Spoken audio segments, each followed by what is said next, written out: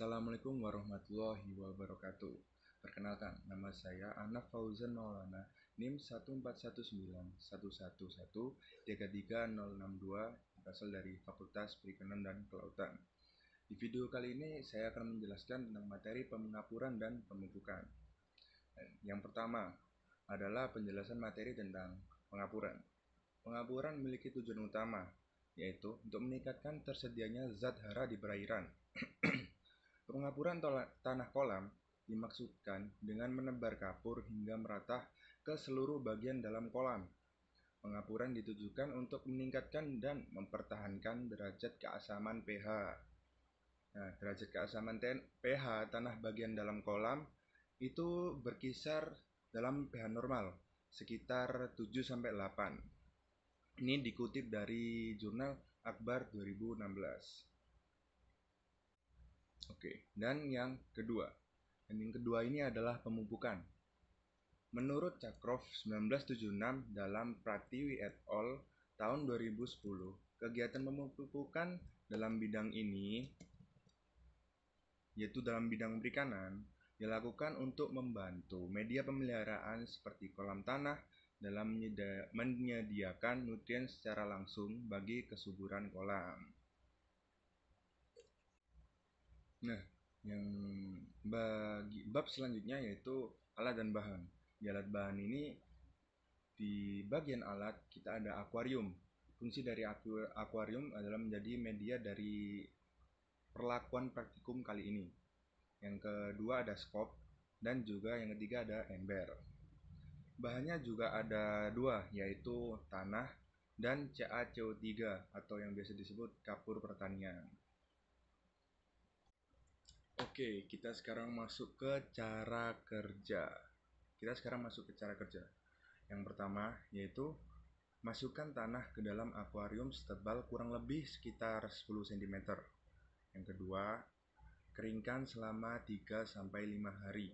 Yang ketiga, masukkan air sampai kedalaman kurang lebih 50 cm atau bisa 70-100 cm juga bisa. Keempat, berikan pupuk urea sebanyak 2065 gram per meter kubik dan pupuk TSP sebanyak 1097 gram per meter kubik air. Yang kelima, pupuk tersebut dicampur dan diletakkan pada suatu tempat dari kayu yang dibentuk seperti meja dan direndam pada kedalaman kurang lebih 15-20 cm. Yang keenam, beri atau jemur di bawah sinar matahari sampai plankton tumbuh atau sampai plankton pada hidup semua. Lalu periksa kecerahan air dengan sesi dish dalam ukuran kedalaman kurang lebih 30 cm. Yuk, let's go. Oke, kita masuk ke bab yang terakhir, yaitu pengaruh tentang pengapuran dan pemupukan.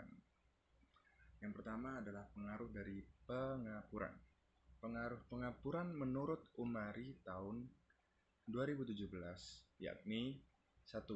Meningkatkan kualitas air dalam kolam maupun tambak. Yang kedua, unsur Ca atau kalsium dan Mg atau magnesium pada kapur dibutuhkan untuk pembentukan kulit pada ikan maupun udang. Jadi digunakan untuk membentuk kulit ikan dan udang. Yang ketiga adalah meningkatkan ketersediaan unsur P atau fosfor yang berguna bagi perkembangan plankton yang bermanfaat sebagai sumber makanan ikan atau udang. Jadi ketika fosfor ini berguna bagi perkembangan plankton, maka sangat baik atau sangat bermanfaat untuk ikan karena plankton merupakan makanan dari ikan atau udang. Yang keempat yaitu meningkatkan pH air menjadi lebih baik, dapat menekan perkembangan hama penyakit, dan meningkatkan produktivitas hewan kolam maupun tambak. Yang kelima, meningkatkan atau memperbaiki kualitas tanah, khususnya pH, yaitu pH tanah sampai pada tingkat yang layak untuk usaha budidaya. Jadi gunanya pengapuran ini sangat bermanfaat bagi budidaya tambak maupun kolam. Ya, adapun juga menurut Buhari tahun 2020, yaitu pemberian kapur berpengaruh terhadap sebagian besar parameter yang diamati. Ini diduga kapur berperan untuk menaikkan pH tanah pada tanah yang memiliki pH rendah, termasuk tanah tergenang, sehingga keracunan Al, Fe, dan Mn dapat dinetralkan sekaligus. Menurut Harjowigiono tahun 2003 dalam jurnal Bukhari DKK tahun 2020, pemberian kapur umumnya bukan ditujukan untuk menambahkan Ca ke dalam tanah, akan tetapi untuk menaikkan pH tanah yang terlalu asam. Jadi untuk menetralkan keadaan pH dari si tanah tersebut. Selanjutnya, menurut Bukhari DKK tahun 2020, pemberian kapur juga dapat menambah unsur hara dalam tanah, terutama Ca, yaitu kalsium tadi.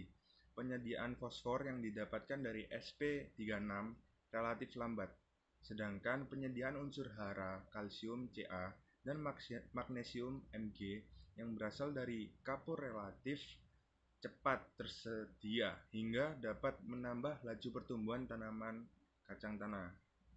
Kation Ca dan Mg dapat meningkatkan penyerapan ion fosfat dan sebaliknya. Ion fosfat dari Sp36 dapat memacu penyerapan ion Ca dan Mg, yaitu kalsium dan magnesium. Lanjut. Oke, selanjutnya kita masuk ke pengaruh dari pemupukan. Nah, pengaruh dari pemupukan ini pada tanah dasar kolam atau pada tambak akan memberikan pengaruh terhadap komposisi jenis pakan alami dan tingkat produktivitasnya. Tanah dan air merupakan media untuk pertumbuhan pakan alami di kolam atau tambak budidaya. Produktivitasnya, ya, produktivitasnya ditentukan oleh kelengkapan unsur-unsur hara sebagai pembentuk komponen bahan esensial dalam pertumbuhan pakan alami tersebut. Pemupukan diperlukan untuk memberikan asupan agar unsur-unsur yang dibutuhkan tersebut menjadi lengkap. Nah, pemupukan pada kolam punya prinsip, yaitu prinsipnya adalah untuk menyuburkan air. Dengan terbentuknya pakan alami dan pupuk dapat menjaga keseimbangan air agar fluktuasi komponen perairan tidak besar. Kesuburan perairan ditandai dengan air yang telah berwarna hijau cerah.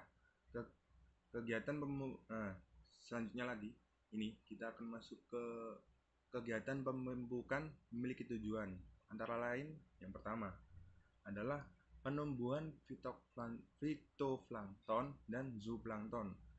Yang kedua, menciptakan suhu pH yang konstan dengan indikasi perubahan warna air hijau cerah. Yang ketiga, menciptakan keseimbangan ekosistem bioakuatik yang berfungsi sebagai penyediaan pakan alami untuk starter maupun bakteri decomposer. Ini dikutip dari Fikri tahun 2019.